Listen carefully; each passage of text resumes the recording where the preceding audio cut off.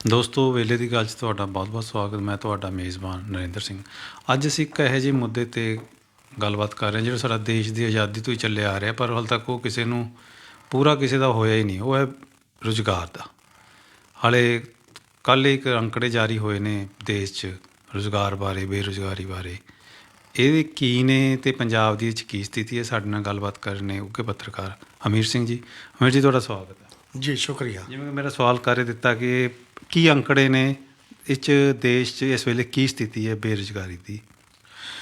ਵੈਸੇ ਤਾਂ ਇਹ ਅੰਕੜੇ ਜਦੋਂ ਤੋਂ ਨੋਟਬੰਦੀ ਹੋਈ ਹੈ ਲਗਾਤਾਰ ਮਤਲਬ ਲੋਕਾਂ ਦੇ ਪੱਖ 'ਚ ਦਿਖਾਈ ਨਹੀਂ ਦਿੱਤੇ। ਬਹੁਤ ਵੱਡੇ ਪੱਧਰ 'ਤੇ ਕਾਰੋਬਾਰ ਬੰਦ ਹੋਏ ਨੋਟਬੰਦੀ ਤੋਂ ਲੈ ਕੇ ਹੀ, ਅਤੇ ਫਿਰ ਕਰੋਨਾ ਦਾ ਦੌਰ ਚੱਲ ਪਿਆ। ਕਰੋਨਾ ਦੇ ਦੌਰ ਦੇ ਵਿੱਚ ਹੀ ਕਾਰੋਬਾਰ ਵੀ ਖੜ੍ਹੇ ਅਤੇ ਲੋਕਾਂ ਦੀ ਰੋਜੀ ਰੋਟੀ ਘਟੀ, ਲੋਕਾਂ ਘਰਾਂ 'ਚ ਅੰਦਰ ਬੰਦ ਹੋਣਾ ਪਿਆ।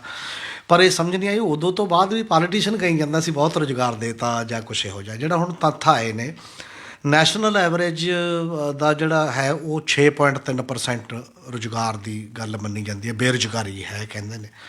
ਪੰਜਾਬ ਦੀ ਸਿਚੁਏਸ਼ਨ ਉਹਦੇ ਨਾਲ ਬਹੁਤ ਖਰਾਬ ਹੈ। ਸਾਡੇ 7.9% ਮਤਲਬ ਆਲਮੋਸਟ 8% ਜਿਹੜੀ ਬੇਰੁਜ਼ਗਾਰੀ ਹੈ ਪੰਜਾਬ 'ਚ। ਆਲਮੋਸਟ 55 ਕੁ ਲੱਖ ਪਰਿਵਾਰ ਨੇ ਜਿਹੜੇ ਟੋਟਲ, ਜੇ ਇੱਕ ਪਰਿਵਾਰ ਦੇ ਇੱਕ ਜੀਅ ਨੂੰ ਰੁਜ਼ਗਾਰ ਦਾ, ਜਿਹੜਾ ਆਪਾਂ ਬੜੀ ਵਾਰ ਗੱਲ ਵੀ ਇੱਥੇ ਹੁੰਦੀ ਰਹੀ ਹੈ ਪੰਜਾਬ ਦੇ ਵਿੱਚ। ਔਰ ਉਹਦੇ 'ਚ ਇਹ ਮੰਨਿਆ ਗਿਆ ਕਿ ਇਸ ਦੌਰ ਦੇ ਵਿੱਚ ਹੀ ਪੰਜਾਬ ਦੇ ਵਿੱਚੋਂ 4 ਲੱਖ ਜੋਬ ਘਟ ਗਈ ਹੈ। ਜਿਹੜੀ ਜੋਬ ਦੂਜੇ ਆਮ ਕਿੱਤਿਆਂ 'ਚ ਮਿਲਦੀ ਸੀ, 8 ਲੱਖ ਮਿਲੀ ਸੀ ਪਿਛਲੇ ਸਮਿਆਂ ਦੇ ਵਿੱਚ, 4 ਲੱਖ ਜੋਬ ਚਲੀ ਗਈ ਹੈ। ਔਰ ਹੁਣ ਉਹ 4 ਲੱਖ ਜਿਹੜੀ ਚਲੀ ਗਈ ਹੈ ਉਹ ਕਿੱਥੇ ਕੰਮ ਕਰਦਾ, ਕਿੱਥੇ ਨਹੀਂ, ਕਿਸੇ ਨੂੰ ਕੁਛ ਨਹੀਂ ਪਤਾ। ਉਹ ਬੇਰੁਜ਼ਗਾਰੀ ਦਾ ਅੰਕੜਾ ਹੈ ਉਸੇ ਪੱਧਰ 'ਤੇ। ਪੰਜਾਬ 'ਚ ਬੇਰੁਜ਼ਗਾਰੀ ਵੈਸੇ ਵੀ ਦੇਖੀ ਜਾ ਸਕਦੀ ਹੈ ਵੱਡੇ ਪੱਧਰ 'ਤੇ, ਕਿਉਂਕਿ ਜਿੰਨਾ ਪ੍ਰਵਾਸ ਪੰਜਾਬ 'ਚੋਂ ਹੋ ਰਿਹਾ। ਇੱਕ ਅੰਕੜਾ ਇਹ ਆਇਆ ਕਿ ਲਗਭਗ ਪ੍ਰਵਾਸ 'ਚ 15% ਹੋਰ ਵਾਧਾ ਹੋ ਗਿਆ। ਹਾਲਾਂਕਿ ਲੱਗਦਾ ਇਹ ਸੀਗਾ ਵੀ ਸ਼ਾਇਦ ਕਰੋਨਾ ਕਰਕੇ ਘਟ ਜੇ ਜਾਂ ਬਾਕੀ ਹੋ ਜੇ। 15% ਹੋਰ ਰੁਝਾਨ ਵਧਿਆ ਵਿਦੇਸ਼ ਜਾਣ ਦਾ ਜੇ ਬਾਕੀਆਂ ਦੇ ਕੰਪੈਰੇਟਿਵਲੀ। ਔਰ ਇਹ ਜਿਹੜਾ ਸਾਰਾ ਇੱਕ ਪ੍ਰੋਸੈਸ ਹੈ, ਕਿਉਂਕਿ ਰੁਜ਼ਗਾਰ ਖੇਤੀ ਖੇਤਰ 'ਚ ਵੀ ਘਟ ਗਿਆ, ਰੁਜ਼ਗਾਰ ਇੰਡਸਟਰੀ 'ਚ ਵੀ ਘਟ ਗਿਆ। ਖਾਸ ਤੌਰ 'ਤੇ ਜਿਹੜਾ ਇਹ ਸਾਡੇ ਉਦਯੋਗਾਂ ਦਾ ਸੀ, ਮੱਧ ਵਰਗੀ ਉਦਯੋਗ ਅਤੇ ਜਿਹੜੇ ਸਮਾਲ ਸਕੇਲ ਇੰਡਸਟਰੀ ਦੇ ਉਦਯੋਗ ਨੇ, ਉਹਨਾਂ 'ਤੇ ਬਹੁਤ ਮਾੜਾ ਅਸਰ ਪਿਆ ਆ ਸਾਰੇ ਕਰੋਨਾ ਦੇ ਦੌਰ ਦੇ ਦੌਰਾਨ। ਉੱਥੋਂ ਜਿੰਨੇ ਬੰਦੇ ਹਟੇ, ਕਿੰਨੇ ਬੰਦੇ ਤਾਂ ਲੱਖਾਂ ਆਪਾਂ ਜਾਂਦੇ ਦੇਖੇ ਨੇ ਉਦੋਂ, ਪਿਛਲੇ ਸਾਲ ਦੇ ਜਿਹੜੇ ਅੰਕੜੇ ਸੀ ਉਸ ਲੈਵਲ 'ਤੇ। ਉਹ 'ਚੋਂ ਇੱਕ ਹੱਦ ਤੱਕ ਹੀ ਆ ਪਾਏ। ਇੱਕ ਹੱਦ ਤੱਕ ਲੋਕਾਂ ਦਾ ਹੀ ਰੁਜ਼ਗਾਰ ਉੱਥੇ ਪਹੁੰਚਿਆ ਜਿੱਥੇ ਪਹਿਲਾਂ ਸੀਗਾ, ਇਸ ਕਰੋਨਾ ਤੋਂ ਜਿਹੜਾ ਪਹਿਲਾਂ ਸੀ। ਇਸੇ ਕਰਕੇ ਜਿਹੜੇ ਪੜ੍ਹੇ ਲਿਖੇ ਬੇਰੁਜ਼ਗਾਰ ਦਾ ਸਵਾਲ ਸੀ, ਪੜ੍ਹੇ ਲਿਖਿਆਂ ਨੂੰ ਕਹਿੰਦੇ ਨੇ ਰੁਜ਼ਗਾਰ ਮੇਲੇ ਲਾਏ ਸਰਕਾਰ ਨੇ ਪਿਛਲੇ ਦਿਨਾਂ ਦੇ ਵਿੱਚ, ਇੱਕ ਰੁਜ਼ਗਾਰ ਮੇਲਿਆਂ ਦਾ ਸਵਾਲ ਸੀ। ਉਹ ਪੜ੍ਹਿਆ ਲਿਖਿਆਂ ਦਾ ਦੌਰ ਉੱਥੇ ਹੀ ਚੱਲੀ ਜਾਂਦਾ। ਉਹ ਕਰਕੇ ਆ ਗਏ ਵਿਚਾਰੇ, ਕਈਆਂ ਨੂੰ ਕੰਪਨੀਆਂ ਨੇ ਕਹਿਤਾ ਜੈਸ ਕਰਤੀ ਇੱਧਰ ਉੱਧਰ, ਉਹਨਾਂ ਨੂੰ ਅਪੁਆਇੰਟਮੈਂਟ ਲੈਟਰ ਹੀ ਨਹੀਂ ਆਏ ਮੁੜ ਕੇ। ਇੱਕ ਵਾਰ ਜਿਵੇਂ ਕਹਿੰਦੇ ਆ ਵੀ ਐਕਨੋਲਜ ਕਰ ਲਿਆ ਵੀ ਠੀਕ ਹੈ ਤੁਹਾਨੂੰ ਬੁਲਾਵਾਂਗੇ, ਅਸੀਂ ਤੁਹਾਨੂੰ ਸੱਦਾ ਦਿਆਂਗੇ, ਆ ਕੇ ਤੁਸੀਂ ਨਿਯੁਕਤੀ ਪੱਤਰ ਲੈ ਜਿਓ, ਅਤੇ ਉਹ ਨਿਯੁਕਤੀ ਪੱਤਰ ਹੀ ਨਹੀਂ ਆਏ ਲੱਖਾਂ ਬੰਦਿਆਂ ਨੂੰ। ਅਤੇ ਇਹਦੇ 'ਚੋਂ ਇਹਦਾ ਮਤਲਬ ਇਹ ਹੈ ਕਿ ਪੰਜਾਬ ਦੀ ਜਿਹੜੀ ਬੇਰੁਜ਼ਗਾਰੀ ਦਾ ਹਾਲ ਹੈ, ਜੇ ਦੇਸ਼ ਦੇ ਵਿੱਚ ਟੌਪ 'ਤੇ ਹੈ, ਸਭ ਤੋਂ ਬੇਰੁਜ਼ਗਾਰੀ ਹੈ, ਤਾਂ ਫਰਸਟ੍ਰੇਸ਼ਨ ਵੀ ਲਾਜ਼ਮੀ ਹੈ ਯੂਥ ਦੇ ਵਿੱਚ। ਨਿਰਾਸ਼ਤਾ ਜਿਹੜੀ ਅਲੱਗ-ਅਲੱਗ ਮਾਮਲਿਆਂ ਦੇ ਵਿੱਚ ਹੈ, ਉਹੀ ਨਿਰਾਸ਼ਤਾ ਫਿਰ ਕਈ ਹੋਰਾਂ ਚੀਜ਼ਾਂ 'ਚ ਨਿਕਲਦੀ ਹੈ। ਚਾਹੇ ਉਹ ਗੈਂਗਸਟਰ ਵੰਡ 'ਚ ਨਿਕਲਦੀ ਹੈ, ਚਾਹੇ ਉਹ ਨਸ਼ਿਆਂ ਦੇ ਵੱਲ ਜਾਣ 'ਚ ਨਿਕਲਦੀ ਹੈ, ਚਾਹੇ ਉਹ ਪ੍ਰਵਾਸ ਕਰਨ ਦੇ ਵਿੱਚ ਨਿਕਲਦੀ ਹੈ। ਅਲੱਗ-ਅਲੱਗ ਮਾਮਲਿਆਂ ਦੇ ਉਹਦੇ ਪ੍ਰਭਾਵ ਨੇ ਇਹ ਜਿਹੜੇ ਬੇਰੁਜ਼ਗਾਰੀ ਦੇ ਬੜੇ ਬੜੇ। ਹੋਰ ਵੀ ਕਾਰਨ ਉਹਦੇ 'ਚ ਹੈ ਨੇ, ਪਰ ਇਹ ਕਾਫੀ ਵੱਡਾ ਪ੍ਰਭਾਵ ਹੈਗਾ ਜਿਹੜਾ ਇਸ ਲੈਵਲ ਦੀ ਗੱਲ ਕਰਦਾ। ਔਰ ਇਹ 2 ਰਿਪੋਰਟਾਂ ਨੇ, ਪਹਿਲੀ NSSO ਦੀ ਰਿਪੋਰਟ ਆਈ ਸੀ 73rd ਰਿਪੋਰਟ, ਉਹਦੇ 'ਚ ਵੀ ਪੰਜਾਬ ਅੱਪਰ ਸੀ। ਅਤੇ ਹੁਣ ਜਿਹੜੀ ਨੈਸ਼ਨਲ ਲੈਵਲ ਦੀ ਇੱਕ ਇਕਨੋਮਿਕ ਡਾਟੇ ਦੀ ਅੰਕੜਾ ਸਾਰੀ ਕਰਨ ਦੀ ਜਾਂ ਉਹਦੇ 'ਚ ਬੇਰੁਜ਼ਗਾਰੀ ਦੀ ਗੱਲ ਕਰਨ ਵਾਲੀ ਸੰਸਥਾ, ਉਹਦੇ ਇਹ ਅੰਕੜੇ ਨੇ। ਇਹਦਾ ਮਤਲਬ ਹਾਲਾਤ 'ਚ ਫਰਕ ਨਹੀਂ ਪੈ ਰਿਹਾ। ਜੇ 2 ਏਜੰਸੀਆਂ ਦਾ ਡਾਟਾ ਜਿਹੜਾ ਇੱਕੋ ਗੱਲ ਕਹਿ ਰਿਹਾ, ਤਾਂ ਤਮਾਮ ਵਾਅਦਿਆਂ ਦੇ ਬਾਵਜੂਦ ਕਿ ਰੁਜ਼ਗਾਰ ਬਹੁਤ ਪੈਦਾ ਹੋ ਗਿਆ ਜਾਂ ਬਾਕੀ ਹੈ। ਇੱਕ ਤਰੀਕਾ ਤਾਂ ਆਪਾਂ ਹੁਣ ਵੀ ਦੇਖ ਚੁੱਕਿਆ, ਕੋਡ ਲੱਗਣ ਤੋਂ ਪਹਿਲਾਂ ਧਰਨੇ ਹੁਣ ਬੰਦ ਹੋਏ ਨੇ। ਕੋਡ ਲੱਗਣ ਤੋਂ ਪਹਿਲਾਂ ਤਾਂ ਜਿੰਨੇ ਬੇਰੁਜ਼ਗਾਰ ਸੜਕਾਂ 'ਤੇ ਤੁਰੇ ਫਿਰਦੇ ਸੀ ਵੱਖ-ਵੱਖ ਮਾਮਲਿਆਂ ਦੇ ਡਿਗਰੀ ਹੋਲਡਰ ਬੰਦੇ, ਵੀ ਰੁਜ਼ਗਾਰ ਤਾਂ ਸਭ ਨੂੰ ਚਾਹੀਦਾ। ਇੱਕ ਅਜੇ ਤੱਕ ਰੁਜ਼ਗਾਰ ਵਿਜੀਬਲ ਉਹ ਦੇਖੇ ਜਾਂਦੇ ਨੇ ਜਿਹੜੇ ਪੜ੍ਹ ਲਿਖ ਕੇ ਵੱਖ-ਵੱਖ ਖੇਤਰਾਂ ਤੋਂ ਡਿਗਰੀਆਂ ਲੈ ਕੇ, ਜਿਹੜੇ ਇਹ ਕਹਿੰਦੇ ਨੇ ਕਿ ਮੇਰੇ ਕੋਲ ਇਹ ਡਿਗਰੀ ਹੈ, ਮੈਨੂੰ ਰੁਜ਼ਗਾਰ ਦਿਓ। ਜਿੰਨਾ ਉਦੋਂ ਘੱਟ ਪੜ੍ਹੇ ਲਿਖੇ ਬੰਦੇ ਨੇ ਉਹ ਐਂ ਨਹੀਂ ਆਉਂਦੇ ਸਰਕਾਰ ਕੋਲ ਕਿ ਮੈਨੂੰ ਰੁਜ਼ਗਾਰ ਦਿਓ, ਪਰ ਬੇਰੁਜ਼ਗਾਰ ਉਹ ਵੀ ਬੈਠਾ ਹੋਇਆ, ਬੜੇ ਵੱਡੇ ਪੱਧਰ ਦੇ ਉੱਤੇ ਬੈਠਾ ਹੋਇਆ ਉਸ ਪੱਧਰ ਦੇ ਉੱਤੇ। ਇਹ ਇੱਕ ਸਭ ਤੋਂ ਸੀਰੀਅਸ ਸੰਕਟ ਹੈ, ਕਿਉਂਕਿ ਰੁਜ਼ਗਾਰ ਬੰਦੇ ਦੇ ਜਿੰਦਾ ਰਹਿਣ ਨਾਲ ਜੁੜਿਆ ਹੋਇਆ, ਰੋਜੀ ਰੋਟੀ ਨਾਲ ਜੁੜਿਆ ਹੋਇਆ।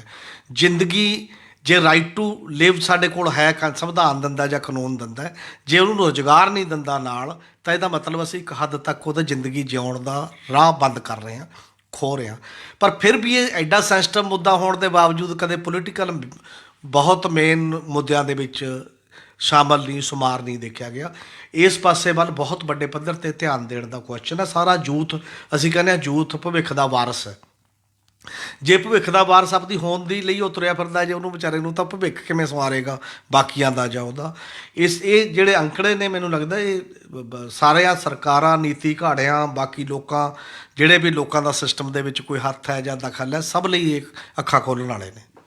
ਅਮੀਰ ਜੀ, ਮੈਂ ਇੱਕ ਟਰੈਂਡ ਦੇਖਿਆ ਪਿੱਛੇ ਜੀ 4-5 ਮਹੀਨੇ ਪਹਿਲਾਂ, ਵੀ ਚਾਹੇ ਯੂਪੀ ਹੋਵੇ, ਪੰਜਾਬ ਹੋਵੇ ਜਾਂ ਹੋਰ ਰਾਜ, ਹੁਣ ਜਿੱਥੇ ਵੀ ਸਰਕਾਰੀ ਨੌਕਰੀ ਨਿਕਲਦੀ ਹੈ ਉਹ ਪੇਪਰ ਲੀਕ ਹੋ ਜਾਂਦਾ, ਅਤੇ ਪੇਪਰ ਲੀਕ ਹੋ ਕੇ ਪੇਪਰ ਰੱਦ ਕਰਤਾ। ਮੁੜ ਕੇ ਉਹਦਾ ਕੁਛ ਉੱਗ ਸੁੱਗ ਨਹੀਂ ਲੱਗਦੀ। ਮੈਂ ਪੰਜਾਬ 'ਚ ਸਬ ਇੰਸਪੈਕਟਰਾਂ ਦੇ ਹੋਏ ਸੀ, ਉਹ ਕਿਸੇ ਖਿਲਾਫ ਕੋਈ ਕਾਰਵਾਈ ਮੇਰੇ ਖਿਆਲ ਨਹੀਂ ਕੀਤੀ, ਸਿਰਫ ਥੱਲੋਂ ਬੰਦੇ ਫੜ ਲਏ। ਜਿਹੜੇ ਉਹਦੇ ਲਈ ਜ਼ਿੰਮੇਵਾਰ ਸੀ ਅਧਿਕਾਰੀ, ਉਹਦੇ ਖਿਲਾਫ ਕੋਈ ਕਾਰਵਾਈ ਨਹੀਂ ਹੋਈ। ਇਹਨਾਂ ਦੇ ਬਾਰੇ ਵੀ ਸਰਕਾਰਾਂ, ਕਿਉਂਕਿ ਜਿਹੜੀ ਤੁਸੀਂ ਕਹਿੰਦੇ ਵੀ ਯੂਥ ਭਵਿੱਖ ਹੈ, ਲੱਗਦਾ ਪੋਲੀਟੀਸ਼ੀਅਨ ਆਪਣੇ ਜਵਾਕਾਂ ਬਾਰੇ ਹੀ ਗੱਲ ਕਰ ਰਹੇ ਨੇ, ਆਮ ਬੰਦੇ ਦੀ, ਜਵਾਕਾਂ ਦੀ ਉਹਨਾਂ ਨੂੰ ਕੋਈ ਫਿਕਰ ਨਹੀਂ ਹੈ। ਦੂਜੀ ਗੱਲ, ਹੁਣ ਆਪਾਂ ਪੰਜਾਬ 'ਤੇ ਆਈਏ। ਪੰਜਾਬ ਦੇ ਵਿੱਚ ਇਲੈਕਸ਼ਨ ਹੈ ਅਤੇ ਹਰੇਕ ਪਾਰਟੀ ਆਪਣਾ ਰੁਜ਼ਗਾਰ ਦਾ ਇੱਕ ਪੱਤਾ ਖੇਡੂਗੀ, ਅਤੇ ਹੋਰ ਪਾਰਟੀਆਂ ਦਾ ਕੀ ਖੇਡਦੀਆਂ ਵੀ ਤੁਸੀਂ ਚਾਨਣਾ ਪਾਓਗੇ। ਮੈਨੂੰ ਇਹ ਦੱਸੋ ਵੀ ਕਾਂਗਰਸ ਨੇ 5 ਸਾਲ ਕਿਹਾ ਸੀ ਘਰ ਘਰ ਰੁਜ਼ਗਾਰ ਦੇਵਾਂਗੇ, ਉਹ ਇਸ ਵਾਰ ਕੀ ਮੂੰਹ ਲੈ ਕੇ ਜਾਊਗੀ? ਅਸਲ 'ਚ ਇਹੀ ਵੱਡੇ ਸਵਾਲ ਨੇ ਜਿਹੜੇ ਕਹਿੰਦੇ ਕੁਛ ਹੋਰ ਨੇ ਨੌਜਵਾਨਾਂ ਨੂੰ ਗੁੰਮਰਾਹ ਕਰਨ ਦੇ ਵਾਸਤੇ।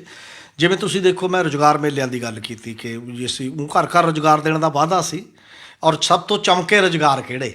2-3 ਵੱਡੇ ਸਿਆਸਤਦਾਨਾਂ ਦੇ ਮੁੰਡਿਆਂ ਨੂੰ, ਕਿਸੇ ਨੂੰ DSP ਲਾਉਣਾ ਹੈ, ਕਿਸੇ ਨੂੰ ਐਕਸਾਈਜ਼ 'ਚ ਇੰਸਪੈਕਟਰ ਲਾਉਣਾ ਹੈ, ਕਿਸੇ ਨੂੰ ਹੋਰ ਲਾਉਣਾ ਹੈ।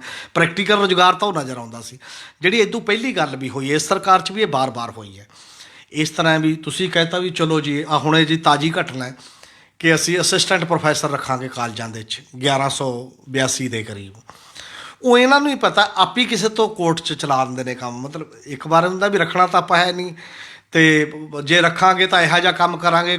ਔਰ ਇਹ ਵੀ ਆਉਂਦਾ ਰਿਹਾ ਕਿ ਰਾਤਾਂ ਨੂੰ ਵੀ ਬੈਠ ਕੇ ਲਿਸਟਾਂ ਬਣਦੀਆਂ ਰਹੀਆਂ ਨੇ ਕੋਰਟ ਦੇ ਸਟੇ ਦੇ ਬਾਵਜੂਦ, ਬਾਕੀ ਦੀਆਂ ਚੀਜ਼ਾਂ, ਕਿਉਂਕਿ ਉਹ ਕਲੈਰਿਟੀ 'ਚ ਨਹੀਂ ਗਿਆ। ਜਿਹੜੇ ਫਿਰ ਪਹਿਲਾਂ ਪੜ੍ਹਾ ਰਹੇ ਬੰਦੇ ਸੀ ਇੰਨੇ ਸਮੇਂ ਤੋਂ ਗੈਸਟ ਫੈਕਲਟੀ 'ਚ, ਉਹਨਾਂ ਦਾ ਕੀ ਕਰੋਗੇ, ਇਹਨਾਂ ਦਾ ਨਹੀਂ, ਇਹ ਲਕੂਨੇ ਛੱਡ ਦਿੰਦੇ ਨੇ।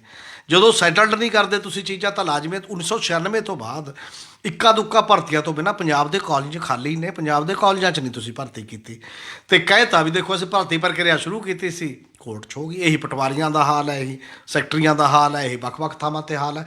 ਇੱਕ ਤਰੀਕਾ ਆ ਗਿਆ ਸਰਕਾਰਾਂ ਨੂੰ ਵੀ ਅਸੀਂ ਤਾਂ ਦੇਖੋ ਜੀ ਲੱਖਾਂ ਕੱਢੀ ਸੀ, ਅਤੇ ਅਸੀਂ ਕੀ ਕਰੀਏ ਹੁਣ ਕਰਨ ਦਾ। ਅਤੇ ਜਾਂ ਫਿਰ ਉਹ ਤਰੀਕਾ ਬਦਲ ਦਿੰਦੇ ਨੇ ਵੀ 5 ਸਾਲ ਹੁਣ ਪ੍ਰੋਬੇਸ਼ਨ ਪੀਰੀਅਡ ਹੋਏਗਾ, 13,500 ਮਿਲੂਗਾ, 15,600 ਮਿਲੂਗਾ, ਜਾਂ ਬਾਕੀ ਇਹ ਤਰੀਕਾ। ਬਲਕਿ ਸਿਸਟਮ ਦੇ ਵਿੱਚ ਤਾਂ ਹੁਣ ਸਾਡੇ ਇਹ ਰਿਹਾ ਕਿ ਰੁਜ਼ਗਾਰ ਮੇਲਿਆਂ 'ਤੇ ਤੁਸੀਂ ਦੇਖੋ ਨਾ, ਜਿਵੇਂ ਪਸ਼ੂ ਮੰਡੀ ਲੱਗਦੀ ਹੈ। ਮੈਨੂੰ ਤਾਂ ਬਾਰ-ਬਾਰ ਇਹ ਨਜ਼ਰ ਆਉਂਦਾ ਕਿ ਤੁਸੀਂ ਨੌਜਵਾਨ ਯੂਥ ਜਿਹੜਾ ਭਵਿੱਖ ਲਈ ਉਤਸ਼ਾਹ 'ਚ ਹੈ, ਆਪਣੀ ਨਵੀਂ ਰੋਜੀ ਰੋਟੀ ਭਾਲ ਰਿਹਾ, ਨੌਕਰੀਆਂ ਭਾਲ ਰਿਹਾ, ਉਹਦਾ ਤੁਸੀਂ ਬਣਾ ਕੀ ਦਿੱਤਾ। ਅਤੇ ਉੱਥੇ ਆਉਣਗੇ ਜੀ, ਮੇਲਾ ਲੱਗੂਗਾ, ਉੱਥੇ ਤੁਹਾਨੂੰ ਸਿਆਸਤਦਾਨ ਆਉਣਗੇ, ਜਿਹੜਾ ਸਿਆਸਤਦਾਨੀ ਜਿਹੜੇ ਕਾਰਪੋਰੇਟ ਕੰਪਨੀਆਂ ਵਾਲੇ ਬੰਦੇ ਤੁਹਾਨੂੰ ਦੇਖ ਲੈਣਗੇ, ਜਿਹੜਾ ਬੰਦਾ ਪਸੰਦ ਆ ਗਿਆ, ਜਿਹੜਾ ਨਹੀਂ ਹੈ। ਤਾਂ ਇਹ ਰੁਜ਼ਗਾਰ ਦਾ ਤਰੀਕਾ, ਤੁਸੀਂ ਆਪਣੇ ਨਾਗਰਿਕਾਂ ਨੂੰ ਨਾਲ ਸਲੀਕਾ ਕਿਹੋ ਜਿਹਾ ਵਰਤਦੇ ਹੋ। ਤੁਸੀਂ ਹੁੰਦਾ ਹੈ ਕਿ ਬੰਦੇ ਜਿਹੜੇ ਕੁਆਲੀਫਾਈ ਹੁੰਦੇ ਨੇ, ਅਤੇ ਉਹ ਕੁਆਲੀਫਿਕੇਸ਼ਨ ਵਾਲੇ ਬੰਦੇ ਭਰਦੇ ਨੇ ਫਾਰਮ, ਉਹ ਕਿਸੇ ਦਫ਼ਤਰਾਂ 'ਚ ਬੈਠ ਕੇ ਕਿਸੇ ਜਾ ਕੇ ਇੰਟਰਵਿਊ ਹੁੰਦੀ ਹੈ, ਉਹ ਆਪਣੀ ਗੱਲ ਕਹਿੰਦਾ ਅਤੇ ਉਹਨੂੰ ਰੁਜ਼ਗਾਰ ਦੀ ਚਿੱਠੀ ਚਲੀ ਜਾਂਦੀ ਹੈ। ਤੁਸੀਂ ਹਜ਼ਾਰਾਂ ਬੰਦਿਆਂ ਦੀ ਤੋਹੀਨ ਕੀਤੀ, ਉਹਦੀ ਡਿਗਨਿਟੀ ਨਾਲ ਖੇਡ ਰਹੇ ਹੋ, ਮਤਲਬ ਉਹਦੀ ਸ਼ਾਨ ਨਾਲ ਖੇਡ ਰਹੇ ਹੋ। ਹਰ ਸਾਲ 2012 'ਚ ਅਕਾਲੀ ਦਲ ਦਾ ਨਾਅਰਾ ਸੀ 10 ਲੱਖ ਰੁਜ਼ਗਾਰ 1 ਸਾਲ 'ਚ ਦਿਆ ਕਰਾਂਗੇ। ਇਹਨਾਂ ਨੇ ਆ ਕੇ ਕਹਿਤਾ ਵੀ ਅਕਾਲੀ ਦਲ ਨੇ ਘੱਟ ਕੀਤਾ ਸੀ, ਆਪਾਂ ਘਰ ਘਰ ਰੁਜ਼ਗਾਰ ਕਹਿ ਦਿਓ। ਅਤੇ ਹੁਣ ਪਹਿਲੇ 10 ਨਕਾਤੀ ਪ੍ਰੋਗਰਾਮ ਦੇ ਵਿੱਚ ਕੇਜਰੀਵਾਲ ਨੇ ਵੀ ਕਹਿਤਾ ਵੀ ਆਪਾਂ ਰੁਜ਼ਗਾਰ ਦੇਖਣਾ ਜੀ 5 ਸਾਲਾਂ ਦੇ ਅੰਦਰ ਅੰਦਰ। ਜਿਹੜੇ ਵਿਦੇਸ਼ ਦੇ ਵਿੱਚ ਬੰਦੇ ਨੇ ਉਹ ਵੀ ਵਾਪਸ ਆਉਣੇ ਸ਼ੁਰੂ ਹੋ ਜਾਣਗੇ। ਕੋਈ ਭਾਈ ਇਹ ਤਾਂ ਦੱਸੋ ਨਾ, ਰੁਜ਼ਗਾਰ ਤੇ ਕਿੱਥੋਂ ਲਿਆਓਗੇ? ਚੰਦ 'ਤੇ ਜਾ ਕੇ ਤੁਸੀਂ ਰੁਜ਼ਗਾਰ ਨਹੀਂ ਦੇ ਦੇਣਾ, ਜਾਂ ਬਾਕੀ ਜਗ੍ਹਾ ਜਾ ਕੇ। ਖੇਤੀ 'ਚ ਰੁਜ਼ਗਾਰ ਪਹਿਲਾਂ ਹੀ ਘੱਟ ਰਿਹਾ। ਜਿਹੜੇ ਪਹਿਲਾਂ ਵਾਲੇ ਨੇ ਉਹ ਕਹਿੰਦੇ ਅਸੀਂ ਘਾਟੇ 'ਚ, ਸਾਨੂੰ ਕਿਤੇ ਹੋਰ ਰੁਜ਼ਗਾਰ ਦਿਓ। ਇੰਡਸਟਰੀ ਚੀਕ ਰਹੀ ਹੈ ਵੀ ਇੰਡਸਟਰੀ ਵੀ ਭਾਈ ਉੱਜੜ ਰਹੀ ਹੈ, ਇੱਥੇ ਅਸੀਂ ਤਾਂ ਉਨੇ ਜੋਗੇ ਵੀ ਨਹੀਂ ਆ। ਨਵਾਂ ਤਾਂ ਇਨਵੈਸਟਮੈਂਟ ਜਿਹੜੀ ਨਾ ਆ ਵੀ ਰਹੀ ਹੈ, ਉਹ ਵੀ ਆਟੋਮਾਈਜੇਸ਼ਨ ਦੀ ਆ ਰਹੀ ਹੈ, ਉੱਥੇ ਵੀ ਰੁਜ਼ਗਾਰ ਦੇ ਮੌਕੇ ਉਸ ਲੈਵਲ 'ਤੇ ਘੱਟ ਨੇ। ਵਪਾਰੀ ਕਹਿ ਰਿਹਾ ਕਿ ਅਸੀਂ ਉੱਜੜ ਰਹੇ ਹਾਂ, ਅਤੇ ਜਿਹੜੇ ਸਵੈ ਰੁਜ਼ਗਾਰ ਜਿਹਦੀ ਤੁਸੀਂ ਗੱਲ ਕਰਦੇ ਹੋ, ਔਰ ਕਲਚਰ ਨੂੰ ਵੀ ਨਹੀਂ ਦੇਖਦੇ। ਪਿਛਲੀ ਗੌਰਮੈਂਟ ਨੇ ਇੱਕ ਗੱਲ ਚਲਾਇਆ ਸੀ ਇੱਥੇ ਮੋਹਾਲੀ, ਜੇ ਆਪਾਂ ਖਬਰਾਂ ਦੇਖੀਆਂ ਨੇ, ਉਹ ਕਹਿੰਦੇ ਸੀ ਵੀ ਇਹ ਮੋਟਰਸਾਈਕਲ ਲਓ ਤੇ ਆਪਦੇ ਰੁਜ਼ਗਾਰ ਲਈ ਇੱਕ ਬੰਦੇ ਨੂੰ ਪਿੱਛੇ ਬੈਠ ਕੇ ਛੱਡ ਕੇ ਆਇਆ ਕਰੋ। ਇਹ ਪੰਜਾਬ ਦਾ ਕਲਚਰ ਹੈ। ਪੰਜਾਬ ਦੇ ਕਲਚਰ ਤੋਂ ਟੁੱਟੇ ਲੋਕ ਇਹ ਗੱਲਾਂ ਕਰਦੇ। ਮੋਟਰਸਾਈਕਲ 'ਤੇ ਤਾਂ ਬੰਦਾ ਹੱਥ ਦੇ ਕੇ ਵੀ ਬਹਿ ਜਾਂਦਾ, ਚਲੋ ਉੱਥੇ ਜਾ ਕੇ ਚੜਾਓ। ਅਤੇ ਇਹ ਕੋਈ ਕੈਬ ਹੈ ਜਾਂ ਉਸ ਲੈਵਲ ਦੀ ਗੱਲ ਚੱਲੀ, ਉਹ ਨਹੀਂ ਨਾ ਚੱਲਣੀ ਸੀ। ਇਹ ਕੋਈ ਗੱਲ ਮਤਲਬ ਕਿਸੇ ਸੂਬੇ ਕਿਸੇ ਉਹਦੀ ਖਾਸੀਅਤ ਹੁੰਦੀ ਹੈ ਜਿਹੜੇ ਉਹ ਸਾਰੇ ਮਾਮਲਿਆਂ 'ਚ ਕਿ ਉੱਥੇ ਉਹ ਪ੍ਰਚਲਿਤ ਹੋ ਸਕਦੇ ਆ। ਕਿਤੋਂ ਦੀ ਨਕਲ ਮਾਰ ਕੇ ਕਿਤੇ ਲਿਆ ਕੇ ਅਸੀਂ ਉਹ ਜਿਹਾ ਸਿਸ਼ਾ ਛੱਡ ਦਿੰਦੇ ਹਾਂ ਜਿਹੜੀਆਂ ਚੀਜ਼ਾਂ 'ਚ। ਇਸੇ ਕਰਕੇ ਹੁਣ ਵੀ ਜਿਹੜੇ ਵੀ ਵੋਟਾਂ 'ਚ ਜਾ ਰਹੇ ਪੋਲੀਟੀਸ਼ੀਅਨ ਨੇ, ਕਿਸੇ ਵੀ ਧਿਰ ਦੇ ਨੇ, ਔਰ ਕੋਈ ਰੋਡ ਮੈਪ ਤਾਂ ਦੇਵੇ ਵੀ ਤੁਹਾਡੇ ਕੋਲ ਰੁਜ਼ਗਾਰ ਦੇਣ ਨੂੰ ਕਿਹੜਾ ਸੈਕਸ਼ਨ ਹੈ। ਸਰਵਿਸ ਖੇਤਰ ਹੈ ਮੰਨ ਲਓ, ਜਿਹੜਾ ਸਭ ਤੋਂ ਵੱਡੇ ਪੱਧਰ 'ਤੇ ਰੁਜ਼ਗਾਰ ਦਾ ਹੁਣ ਆਪਾਂ ਕਹਿੰਦੇ ਹਾਂ ਜਾਊਗਾ ਉਸ ਪਾਸੇ ਵੱਲ। ਹਾਲਾਂਕਿ ਅਜੇ ਵੀ ਵੱਡੀ ਗਿਣਤੀ 'ਚ ਤਾਂ ਰੁਜ਼ਗਾਰ ਖੇਤੀ ਉਹ ਦੇ ਰਹੀ ਹੈ, ਜਿਹੋ ਜਿਹਾ ਟੁੱਟਿਆ ਭੱਜਿਆ ਜਿੰਨਾ ਵੀ ਹੈ। ਸਰਵਿਸ ਖੇਤਰ ਦੇ ਵਿੱਚ ਕੀ ਹੈ, ਇੱਕ ਬੜਾ ਵੱਡਾ ਗੈਪ ਹੈ। ਗੌਰਮੈਂਟ ਤਾਂ ਉਨੀ ਜੋਬ ਦੇ ਨਹੀਂ ਰਹੀ, ਜਾਂ ਆਹ ਹਿੱਲੇ ਵਸੀਲੇ ਕਰਕੇ ਨਗਲੈਕਟ ਕਰਦੀ ਹੈ। ਫਿਰ ਉਹ ਪ੍ਰਾਈਵੇਟ ਖੇਤਰ 'ਚ ਜਾ ਰਹੇ ਨੇ। ਮੰਨ ਲਓ ਬੱਚਿਆਂ ਦਾ ਸਵਾਲ ਹੈ, ਜੇ ਐਜੂਕੇਸ਼ਨ ਦੀ ਆਪਾਂ ਗੱਲ ਕਰੀਏ, ਐਜੂਕੇਸ਼ਨ 'ਚ ਲਗਭਗ 55% ਤੋਂ 60% ਬੱਚੇ ਹੁਣ ਪ੍ਰਾਈਵੇਟ ਸਕੂਲਾਂ 'ਚ ਚਲੇ ਗਏ ਨੇ। ਅਤੇ ਪ੍ਰਾਈਵੇਟ ਸਕੂਲਾਂ ਦੇ ਵਿੱਚ ਜਿਹੜੇ ਟੀਚਰ ਨੇ, ਇੱਕਾ ਦੁੱਕਾ ਸਕੂਲਾਂ ਨੂੰ ਛੱਡ ਕੇ, ਕਿਸੇ ਨੂੰ 5000 ਰੁਪਈਆ ਮਿਲਦਾ, ਕਿਸੇ ਨੂੰ 7000 ਮਿਲਦਾ, ਕਿਸੇ ਨੂੰ 15000, ਵੱਧ ਤੋਂ ਵੱਧ ਮਤਲਬ ਇਹ ਸਿਸਟਮ ਹੈ। ਬਹੁਤ ਸਕੂਲ ਇਹੋ ਜਿਹੇ ਨੇ ਜਿੱਥੇ ਚੈੱਕ 'ਚ 15000 ਦੇ ਦਿੰਦੇ ਨੇ, ਅੱਧੇ ਵਾਪਸ ਲੈ ਲੈਂਦੇ ਨੇ ਪੈਸੇ। ਉਹਨੇ ਨਾਲ ਗੁਜ਼ਾਰਾ ਚੱਲਣਾ। ਇਸੇ ਤਰ੍ਹਾਂ ਸਰਵਿਸ ਖੇਤਰ, ਨਰਸਾਂ ਦਾ ਸਵਾਲ ਹੈ, ਬਾਕੀ ਹੈਲਥ ਡਿਪਾਰਟਮੈਂਟ 'ਚ ਕੰਮ ਕਰਦੇ ਲੋਕਾਂ ਦਾ ਸਵਾਲ ਹੈ, ਉਹਨੂੰ ਕੀ ਦਿੱਤਾ ਜਾ ਰਿਹਾ ਤੁਸੀਂ ਦੇਖੋ। ਇਸੇ ਤਰ੍ਹਾਂ ਆਂਗਣਵਾੜੀ ਹੈ, ਮਿਡ ਡੇ ਮੀਲ ਕੁੱਕ ਹੈ, ਔਰ ਆਸ਼ਾ ਵਰਕਰ ਹੈ। ਇਹ ਹੁਣੇ ਚੀਫ ਮਿਨਿਸਟਰ ਨੇ ਉਹ ਕੀਤੀ ਸੀ ਇੱਕ ਰੈਲੀ ਵੱਡੀ, ਉਹਨਾਂ ਨੂੰ ਲਿਆ ਕੇ ਬੱਸਾਂ ਭੇਜ ਕੇ ਉਹਨਾਂ ਨੂੰ ਕੀ ਦਿੰਦੇ ਹੋ। ਪਹਿਲਾਂ ਕੁਝ ਨਹੀਂ, ਹੁਣ ਕਿਹਾ ਕਿ ਕਿਸੇ ਨੂੰ 2500 ਅਤੇ ਕਿਸੇ ਨੂੰ 3000 ਮਿਲੂਗਾ। 2500 ਔਰ 3000 ਵਾਲੇ ਰੁਜ਼ਗਾਰ ਨਾਲ ਆਪਣਾ ਘਰ ਚਲਾ ਕੇ ਤਾਂ ਦੇਖੋ ਨਾ, ਕੀ ਉਹ ਰੁਜ਼ਗਾਰ ਕਹਾਂਗੇ ਉਹਨੂੰ। ਇਕਨੋਮਿਕਸ 'ਚ ਜਿਹੜੀ ਦੂਜੀ ਗੱਲ ਹੈ ਉਹ ਛੁਪੀ ਬੇਰੁਜ਼ਗਾਰੀ ਹੈ, ਅਰਧ ਬੇਰੁਜ਼ਗਾਰੀ ਹੈ। ਬੰਦਾ ਕੰਮ 'ਤੇ ਤਾਂ ਜਾਂਦਾ ਹੈ, ਐ ਨਹੀਂ ਹੈ ਕਿ ਉਹ ਘਰ ਬੈਠਾ, ਪਰ ਉਹਦੇ ਨਾਲ ਉਹਦਾ ਗੁਜ਼ਾਰਾ ਨਹੀਂ ਹੁੰਦਾ। ਅਤੇ ਤੁਸੀਂ ਉਹਦੇ ਗੁਜ਼ਾਰੇ ਲਾਇਕ ਰੁਜ਼ਗਾਰ ਦਾ ਸਵਾਲ ਹੈ ਕਿ ਕਿਵੇਂ ਦਿਓਗੇ, ਉਹ ਦੱਸੋ। ਜਾਂ ਲੋਕਾਂ ਨੂੰ ਵੀ ਇਹ ਸਵਾਲ ਕਰਨੇ ਚਾਹੀਦੇ ਨੇ ਹਰ ਪੋਲੀਟੀਸ਼ੀਅਨ ਨੂੰ। ਅਸੀਂ ਨਹੀਂ ਕਹਿੰਦੇ ਕਿ ਤੁਸੀਂ ਘਰ ਘਰ ਹੀ ਕਹੋ, ਅਸੀਂ ਨਹੀਂ ਕਹਿੰਦੇ ਪਹਿਲੇ ਸਾਲ 'ਚ 10 ਲੱਖ ਦੇ ਦਿਓ। ਤੁਸੀਂ ਇਹ ਤਾਂ ਦੱਸੋ, ਆਹ 1 ਲੱਖ ਕਿਵੇਂ ਦਿਓਗੇ, 2 ਲੱਖ ਕਿਵੇਂ ਦਿਓਗੇ। ਇਹ 2 ਲੱਖ ਇੱਥੇ ਪਿਆ ਹੋਇਆ, ਜਿਹੜੇ ਪਹਿਲਿਆਂ ਨੇ ਨਹੀਂ ਦਿੱਤਾ, ਪਹਿਲੇ ਨਲਾਇਕ ਸੀ। ਸਾਨੂੰ ਪਤਾ ਲੱਗ ਗਿਆ ਕਿ ਇੱਥੇ ਰੁਜ਼ਗਾਰ ਹੈਗਾ ਅਤੇ ਆਪਾਂ ਇੱਥੇ ਦੇ ਦਿਆਂਗੇ। ਕੋਈ ਉਹਦਾ ਤਾਂ ਕਰੋ ਕੁਛ ਨਾ ਕੁਛ। ਜੇ ਉਹ ਨਹੀਂ ਕਰਦੇ ਕੁਝ ਵੀ, ਤਾਂ ਮੈਨੂੰ ਲੱਗਦਾ ਕਿ ਦੁਬਾਰਾ ਫਿਰ ਉਹੀ ਜਿਹੜੀ ਮਦਾਰੀ ਦੀ ਡੁਗਡੁਗੀ ਹੈ। ਇੱਕ ਵਾਰ 20 ਦਿਨ ਰਹਿ ਗਏ ਨੇ, 20 ਦਿਨ ਬਾਅਦ 25 ਦਿਨ ਬਾਅਦ ਫਿਰ ਮੁੜ ਕੇ ਵੋਟਾਂ ਪਵਾ ਕੇ ਫਿਰ 5 ਸਾਲ ਲੋਕ ਉਸੇ ਰੁਜ਼ਗਾਰ ਦੀ ਤਲਾਸ਼ ਦੇ ਵਿੱਚ ਤੜਪਣਗੇ। ਬਾਹਰੋਂ ਬੰਦਾ ਕਿਵੇਂ ਆ ਜਾਏਗਾ ਇੱਥੇ, ਪਹਿਲਾਂ ਹੀ ਐਡੀ ਵੱਡੀ ਉਮੀਦ ਦੇਖ ਕੇ ਕਿ ਜੀ ਉੱਥੇ ਤਾਂ ਸਾਰਾ ਕੁਝ ਹੀ ਪਿਆ, ਹੁਣ ਤਾਂ ਬਾਰੇ ਨਿਆਰੇ ਨੇ। ਚੁਟਕੀ ਕਿਹੜੀ ਹੈ ਉਹ ਅਲਾਉਦੀਨ ਦਾ ਚਿਰਾਗ ਕਿਹੜਾ ਹੈ ਜਿਹੜਾ ਤੁਹਾਡੇ ਕੋਲ ਜਿੱਦਣ ਤੁਹਾਡੇ ਹੱਥ ਨਾਲ ਜਗ ਗਿਆ ਉਹ ਚਾਨਣ ਕਰ ਦੇਗਾ, ਅਤੇ ਜਿੱਦਣ ਬਾਕੀ ਦੇ ਨਾਲ ਨਹੀਂ ਜਗਿਆ ਤਾਂ ਉਹ ਨਹੀਂ ਕਰੇਗਾ। ਇਸ ਲਈ ਮੈਨੂੰ ਲੱਗਦਾ ਕਿ ਇੱਥੇ ਡਿਬੇਟ ਹੋਣੀ ਚਾਹੀਦੀ ਹੈ। ਜੇਕਰ ਸਾਡੇ ਕਲਚਰ ਇਹ ਚੱਲ ਸਕੇ ਪੰਜਾਬ ਦੇ ਵਿੱਚ, ਸਾਰੀਆਂ ਪਾਰਟੀਆਂ ਦੇ ਹੈੱਡ ਬੈਠ ਕੇ ਉਹਨਾਂ ਨੂੰ ਲੋਕ ਸਵਾਲ ਕਰ ਸਕਣ ਵੀ ਆਪੋ ਆਪਣਾ ਰੋਡ ਮੈਪ ਦਿਓ ਭਾਈ, ਤੁਸੀਂ ਕੀ ਕਰ ਸਕਦੇ ਹੋ, ਕਿੰਨਾ ਕਰੋਗੇ, ਕਿੰਨਾ ਨਹੀਂ ਕਰੋਗੇ। ਸ਼ਾਇਦ ਲੋਕਾਂ ਸਾਹਮਣੇ ਜ਼ਿਆਦਾ ਗੱਲ ਕੰਕਰੀਟ ਆ ਜਾਏਗੀ ਉਸ ਪੱਧਰ ਦੇ ਉੱਤੇ। ਨਹੀਂ ਤਾਂ ਠੀਕ ਹੈ, ਨੌਜਵਾਨ ਰੁੜਦਾ ਫਿਰਦਾ, ਅਤੇ ਉਹ ਜੇ ਆਪਣੀ ਭਵਿੱਖ ਦੀ ਪੀੜ੍ਹੀ ਨੂੰ ਜਿਹੜਾ ਸਮਾਜ ਰੋਲਦਾ, ਮੈਨੂੰ ਨਹੀਂ ਲੱਗਦਾ ਕਿ ਉਹ ਵਿਕਸਿਤ ਸਮਾਜ ਕਦੇ ਹੋ ਸਕਦਾ ਜਾਂ ਬਹੁਤ ਵਧੀਆ, ਜਿਹੜਾ ਉਹਦੇ ਨਾਲ ਹੀ ਠੱਗੀ ਮਾਰ ਕੇ ਵੋਟਾਂ ਲੈਣਾ ਚਾਹੁੰਦਾ। ਤੁਸੀਂ ਦਿਆਨਤਦਾਰੀ ਨਾਲ ਕਹੋ ਉਹਨਾਂ ਨੂੰ ਵੀ ਇੰਨਾ ਰੁਜ਼ਗਾਰ ਸੰਭਵ ਨਹੀਂ ਹੈ, ਅਜੇ ਇੰਨਾ ਹੀ ਹੈ, ਅਜੇ ਅਸੀਂ ਇੰਨਾ ਦਿਆਂਗੇ। ਜਾਂ ਤੁਸੀਂ ਇਹ ਕਹਿ ਦਿਓ ਕਿ ਡਬਲ ਦੇ ਦਾਂਗੇ, ਜਿੱਥੇ ਅਸੀਂ 1 ਲੱਖ ਰੁਪਇਆ ਦਿੰਦੇ ਹਾਂ ਕਿਸੇ ਬੰਦੇ ਨੂੰ, ਸਭ ਨੂੰ 50000 ਤੇ ਦਿਆਂਗੇ, ਉਦੋਂ ਡਬਲ ਦਿਆਂਗੇ ਜੀ। ਇੱਕ ਫੈਸਲਾ ਕਰ ਦਿਓ, ਸਾਡੇ ਕੋਲ ਇੰਨੇ ਪੈਸੇ ਨਹੀਂ ਹੈ। ਉਹਨਾਂ ਨਾਲ ਬੈਠ ਕੇ ਗੱਲ ਕਰੋ ਸਾਰਿਆਂ ਨਾਲ, ਭਾਈ ਸਟੇਟ 'ਚ ਰੁਜ਼ਗਾਰ ਸਭ ਨੂੰ ਚਾਹੀਦਾ, ਲੱਖ ਵਾਲੇ ਨੂੰ ਅਸੀਂ 50000 ਦਿਆਂਗੇ, ਦੱਸੋ ਤੁਹਾਡਾ ਕੋਈ ਹੈ ਜਾਂ ਨਹੀਂ ਹੈ। ਜਾਂ ਤੁਸੀਂ ਕੋਈ ਇਹੋ ਜਿਹਾ ਕਰ ਲਓ ਜੇ ਉਹਦਾ ਬਾਪ ਲੱਗਿਆ ਹੋਇਆ ਚੱਜ ਦੀ ਰੁਜ਼ਗਾਰ 'ਤੇ, ਵੀ ਤੈਨੂੰ ਤੂੰ 50 ਸਾਲ 'ਚ ਰਿਟਾਇਰ ਹੋਣਾ, ਤੇਰੇ ਬੱਚੇ ਨੂੰ ਦੇ ਦਿੰਦੇ ਆ। ਜੇ ਭਵਿੱਖ 'ਚ ਵੀ ਜੇ ਕਰੋ, ਕੋਈ ਤਰੀਕਾ ਤਾਂ ਲੱਭੋ ਨਾ, ਕਿਵੇਂ ਤਾਂ ਰੁਜ਼ਗਾਰ ਕੁਛ ਕਰੋਗੇ ਜਿਹੜਾ ਉਹ ਸਾਰੇ ਮਾਮਲੇ ਕਰਦੇ ਹੋ ਬਿਨਾਂ ਕਿਸੇ ਵੀ ਗੱਲ ਤੋਂ। ਤੁਸੀਂ ਇਹ ਗੁੰਮਰਾਹਕੁਨ ਹੀ ਤਰੀਕਾ ਕਿਹਾ ਜਾਏਗਾ, ਅਸਲੀਅਤ ਦੇ ਨੇੜੇ ਨਹੀਂ ਹੈ। ਅਮੀਰ ਜੀ, ਇਹਦੇ 'ਚ ਇੱਕ ਗੱਲ ਨਿਕਲਦੀ ਵੀ ਜਿਹੜਾ ਮੈਨੀਫੈਸਟੋ ਬਣਾਉਂਦੇ ਨੇ ਵੀ ਝੂਠ ਦੀ ਪੰਡ, ਉਹ ਜੇ ਜਦ ਤੱਕ ਕੋਈ ਕਾਨੂੰਨੀ ਉਹਦੇ 'ਤੇ ਸ਼ਿਕੰਜਾ ਨਹੀਂ ਆਉਂਦਾ ਨਾ, ਉਦੋਂ ਤੱਕ ਇਹਨਾਂ ਨੇ ਕਾਬੂ ਨਹੀਂ ਆਉਣਾ। ਝੂਠ ਸੱਚ ਲੋਕਾਂ ਨੂੰ ਅਸੀਂ ਵੇਚੀ ਜਾਣਾ। ਚਲੋ ਆਪਾਂ ਇਹਦੇ ਨਾਲ ਹੀ ਜੁੜਦੇ ਹਾਂ। ਇੱਕ ਕਿਸਾਨਾਂ ਨੇ ਇੱਕ ਜਥੇਬੰਦੀ ਬਣਾਈ ਕਿਸਾਨ ਸਿਆਸਤ 'ਚ ਆਉਣ ਲਈ, ਉਹਦੇ ਰਜਿਸਟ੍ਰੇਸ਼ਨ 'ਤੇ ਰੌਲਾ ਪਿਆ। ਉਹ ਕਿਹੜੀ ਜਥੇਬੰਦੀ ਹੈ ਅਤੇ ਕੀ ਰੌਲਾ ਪਿਆ ਅਤੇ ਕਿਉਂ ਪਿਆ? ਅਸਲ 'ਚ ਉਹ ਜਿਹੜਾ ਸੰਯੁਕਤ ਸਮਾਜ ਮੋਰਚੇ ਦੇ ਨਾਂ 'ਤੇ ਇੱਕ ਜਥੇਬੰਦੀ ਰਜਿਸਟਰਡ ਹੋਣ ਲਈ ਗਈ ਆ, ਉਹਨਾਂ ਨੇ ਕਿਹਾ ਅਸੀਂ ਰਜਿਸਟ੍ਰੇਸ਼ਨ ਲਈ ਅਪਲਾਈ ਕੀਤਾ ਹੋਇਆ ਅਤੇ ਚੋਣ ਨਿਸ਼ਾਨ ਮਿਲ ਜਾਏਗਾ। ਅਤੇ ਹੁਣ ਤੱਕ ਤਾਂ ਉਹ ਰੌਲਾ ਪਿਆ ਕਿਸਾਨ ਵਰਸਜ ਆਮ ਆਦਮੀ ਪਾਰਟੀ। ਹੁਣ ਤੱਕ ਇਹ ਚੱਲਦਾ ਸੀਗਾ ਕਿ ਸ਼ਾਇਦ ਕਿਸਾਨਾਂ ਦਾ ਇੱਕ ਗਰੁੱਪ ਚਾਹੁੰਦਾ ਸੀ ਕਿ ਆਮ ਆਦਮੀ ਪਾਰਟੀ ਨਾਲ ਵੀ ਕੋਈ ਸੀਟਾਂ ਦੀ ਲੈਣ ਦੇਣ, ਜੋ ਇੱਥੇ ਅਰਵਿੰਦ ਕੇਜਰੀਵਾਲ ਬੋਲ ਕੇ ਗਏ ਨੇ ਇਹ ਗੱਲ ਕਿ ਹਾਂ ਉਹ ਸਾਡੇ ਤੋਂ 60 ਸੀਟਾਂ ਮੰਗਦੇ ਸੀ, ਅਸੀਂ ਉਹਨਾਂ ਨੂੰ ਕਿਹਾ 10-15 ਲੈ ਲਓ ਜਾਂ ਜੋ ਵੀ ਤਰੀਕਾ ਸੀ, ਉਹ ਟੁੱਟ ਗਿਆ।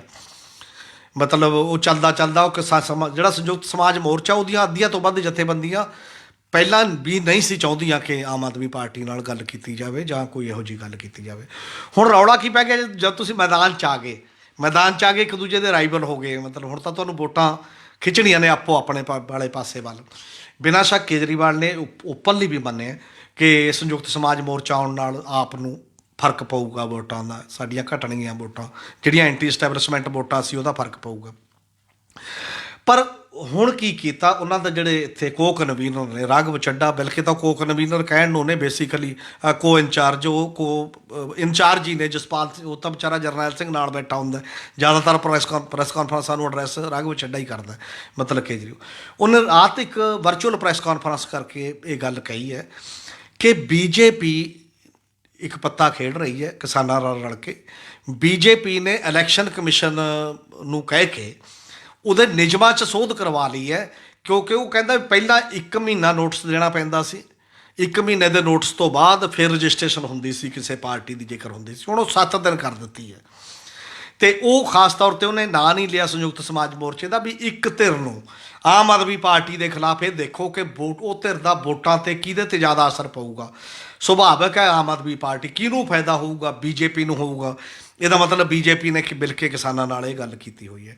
ਅਤੇ ਦੂਸਰੇ ਰੂਪ ਦੇ ਵਿੱਚ ਇਹਦਾ ਕਿ ਆਮ ਆਦਮੀ ਪਾਰਟੀ 'ਤੇ ਵੀ ਐਲੀਗੇਸ਼ਨ ਪਹਿਲਾਂ ਤੋਂ ਲੱਗਦਾ ਕਿ ਬੀਜੇਪੀ ਦੀ ਬੀ ਟੀਮ ਹੈ, ਸ਼ਾਇਦ ਦਿੱਲੀ 'ਚ ਹੇਠਾਂ ਕੇਜਰੀਵਾਲ ਅਤੇ ਉੱਪਰ ਮੋਦੀ ਸਰਕਾਰ, ਕੀ ਹੈ ਉਹ ਸਾਰੀਆਂ ਚੀਜ਼ਾਂ ਦਾ ਵੀ ਹੈ। ਪਰ ਇਹ ਐਲੀਗੇਸ਼ਨ ਨੇ। ਮੈਨੂੰ ਇਹ ਲੱਗਦਾ ਕਿ ਐਲੀਗੇਸ਼ਨ ਜਿਹੜਾ ਹੋਵੇ, ਜਾਂ ਜਿਹੜੇ ਦੋਸ਼, ਜਿਵੇਂ ਕੇਜਰੀਵਾਲ ਨੇ ਖੁਦ ਕਿਹਾ ਕਿ ਜੇ ਸਾਡੇ 'ਤੇ ਟਿਕਟ ਵੇਚਣ ਦਾ ਦੋਸ਼ ਹੈ ਤਾਂ ਤੁਸੀਂ ਸਬੂਤ ਦਿਓ, ਤੱਥਾਂ ਦੇ ਨਾਲ ਅਸੀਂ ਇਹ ਕਰਾਂਗੇ। ਤਾਂ ਇਹ ਰਜਿਸਟ੍ਰੇਸ਼ਨ ਦੇ ਮਾਮਲੇ 'ਚ ਸਬੂਤ ਕਿੱਧਰ ਗਿਆ? ਸਪੋਕਸਪਰਸਨ ਨੇ ਇਲੈਕਸ਼ਨ ਕਮਿਸ਼ਨ ਦੇ ਨੇ ਡੇਟਾ ਸਹਿਤ ਜਾਰੀ ਹੋਏ ਪ੍ਰੈਸ ਨੋਟ ਜਾਰੀ ਕਰਤੇ ਕਿ 2019 ਦੀ ਸੋਧ ਹੋਈ ਹੈ। 2019 ਦੇ ਨਿਯਮ ਨੇ। ਉਦੋਂ ਬਾਅਦ ਲੋਕ ਸਭਾ ਦੀ ਚੋਣ ਹੋ ਗਈ, ਉਦੋਂ ਵੀ ਪ੍ਰੈਸ ਨੋਟ ਜਾਰੀ ਹੋਇਆ। ਉਦੋਂ ਬਾਅਦ 5 ਰਾਜਾਂ ਦੀਆਂ ਹੋਰ ਚੋਣਾਂ ਹੋ ਗਈਆਂ, ਉਦੋਂ ਵੀ ਇਹ ਪ੍ਰੈਸ ਨੋਟ ਜਾਰੀ ਹੋਇਆ। ਅਤੇ ਤੀਜੀ ਵਾਰ ਫਿਰ ਪ੍ਰੈਸ ਨੋਟ ਜਾਰੀ ਹੋਇਆ। ਇਹ ਕੋਈ ਸੂਦ ਇਸ ਲਈ ਨਹੀਂ ਹੋ ਰਹੀ, ਅੱਜ ਨਹੀਂ ਹੋਈ। ਤਾਂ ਜੇ ਤੁਹਾਨੂੰ ਪਹਿਲਾਂ ਨਹੀਂ ਪਤਾ, ਐਡੀ ਤਾਂ ਨਹੀਂ ਗੱਲ ਹੋ ਸਕਦੀ, ਤੁਸੀਂ ਪਬਲਿਕ ਡੋਮੇਨ 'ਚੋਂ ਤੁਸੀਂ ਸਾਰੀਆਂ ਗੱਲਾਂ 'ਚ ਨਿਟੀ ਗ੍ਰਿਟੀ ਰੱਖਦੇ ਹੋ। ਤਾਂ ਇਹ ਚੀਜ਼ਾਂ, ਜਿਹੜੀ ਗੱਲ ਤਾਂ ਪਤਾ ਹੈ ਕਿ ਅੱਜ ਨਹੀਂ ਤੇ ਕੱਲ੍ਹ ਨੂੰ ਖਾਰਜ ਹੋ ਜਾਣੀ ਹੈ, ਉਹ ਜਿਹਾ ਝੂਠ ਕਿਉਂ ਬੋਲਣਾ? ਮੈਨੂੰ ਲੱਗਦਾ ਪੋਲੀਟਿਕਸ 'ਚ ਜਾਂ ਉਹ ਜਿਹੀ ਗੁੰਮਰਾਹ ਕੋ ਅੰਕੜੇ ਦੇਣ ਦੀ ਲੋੜ ਨਹੀਂ ਹੁੰਦੀ। ਤੁਸੀਂ ਤੱਥ ਪੇਸ਼ ਕਰੋ ਕਿ ਅੱਜ ਹੋਇਆ, ਜਾਂ ਤੁਹਾਨੂੰ ਪਤਾ ਲੱਗੇ ਇਹਨਾਂ ਦੀ ਕਿਤੇ ਮੀਟਿੰਗ ਹੋਈ ਹੈ, ਐਂ ਕਰਾਇਆ, ਜਾਂ ਤੁਹਾਨੂੰ ਪਤਾ ਲੱਗੇ ਕੋਈ ਇਹੋ ਜਿਹੀ ਗੱਲ ਹੋਈ ਹੈ। ਔਰ ਉਹ ਸਾਰੀਆਂ ਚੀਜ਼ਾਂ 'ਤੇ ਮੈਨੂੰ ਲੱਗਦਾ ਇਹ ਗੱਲ ਦੇਖਣ ਦੀ ਲੋੜ ਹੁੰਦੀ ਹੈ। ਇਸੇ ਤਰ੍ਹਾਂ ਐਲੀਗੇਸ਼ਨ ਹੈ।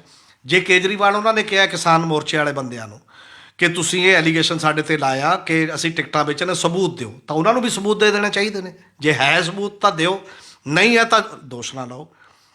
ਦੋ ਹੀ ਗੱਲਾਂ ਨੇ। ਪੋਲੀਟਿਕਸ 'ਚ ਜਿਹੜੀ ਦੋਸ਼ਬਾਜ਼ੀ ਹੈ, ਬਲੇਮ ਗੇਮ ਹੈ, ਇਹ ਕੀ ਕਰਦੀ ਹੈ ਕਿ ਇਹ ਫਿਰ ਏਜੰਡੇ ਨੂੰ ਸਾਈਡਲਾਈਨ ਕਰ ਦਿੰਦੀ ਹੈ। ਲੋਕਾਂ ਦੇ, ਜਿਵੇਂ ਆਪਾਂ ਰੁਜ਼ਗਾਰ ਦੀ ਗੱਲ ਕਰਕੇ ਹਟੇ ਹਾਂ, ਜਾਂ ਖੇਤੀ ਦੇ ਜਿੰਨੇ ਵੀ ਹੋਰ ਇਸ਼ੂ ਹੋਣਗੇ, ਉਹ ਇਸ਼ੂ ਸਾਈਡਲਾਈਨ ਹੋ ਜਾਣਗੇ। ਬਲੇਮ ਗੇਮ ਜਿਹੜੀਆਂ ਹੈਡਲਾਈਨਾਂ ਨੇ ਟੀਵੀ ਚੈਨਲਾਂ ਜਾਂ ਬਾਕੀ 'ਤੇ ਬਣਨਗੀਆਂ, ਉਹ ਲਗਾਤਾਰ ਚੱਲਦੀਆਂ ਰਹਿੰਦੀਆਂ ਨੇ।